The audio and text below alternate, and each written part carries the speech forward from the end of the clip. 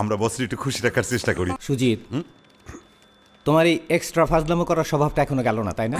আচ্ছা, তোমার কেন মনে হয় যে আমার গলা কর্কশ? না, আমি Sujit. Do you know me? আপনারা চিনব না কেন? আর বিষয়টা তো মনে রাখার মতো। সবাই দেশের বাড়ি থেকে মুড়ি মুরগি আনতে বলে, আপনি আনতে বলছেন হাকিম জর্দা। Thank you. এই হাকিম জর্দার একটা হিস্টোরি আছে, পরে বলবো। এখন পরিবেশ পরিচিতি অনুষ্ঠান। আমাদের রতন ভাই আমার সাথে 2 বছরের সিনিয়র, অ্যাকাউন্টসের দায়িত্বে। আসসালামু আলাইকুম। শাহজাহান ইসলাম নূর। এই সবাই সবার নাম বলে পরিচয় দাও। তামজিদ, শাহজাহান ইসলাম নূর।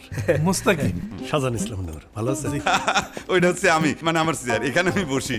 আর ওইখানে যে মালটা আছে না, এই দেশের বাংলা কিছু বোঝে না, বলতে পারে না। আসসালামু আলাইকুম। ওয়ালাইকুম আসসালাম। আলী আহম। মুসলমান বাংলাদেশি শাহজাহান ইসলাম নূর। নাম বলো। রিয়াজ।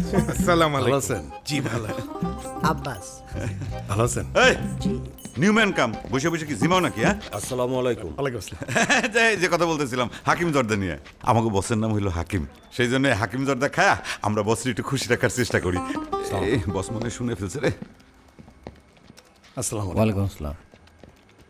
সুজিত, তোমার এই এক্সট্রা ফাজলামো করার স্বভাবটা এখনো গেল না, তাই না?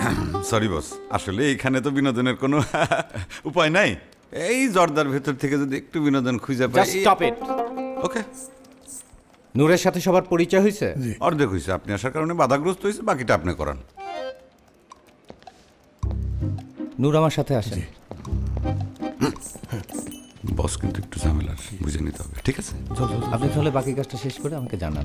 বস, একটা গুরুত্বপূর্ণ কথা বলতে তো ভুলে গেছি। বলো। এই নূর ভাইকে দিয়ে দেশ থেকে আপনার জন্য একটা স্পেশাল গিফট আনছিলাম।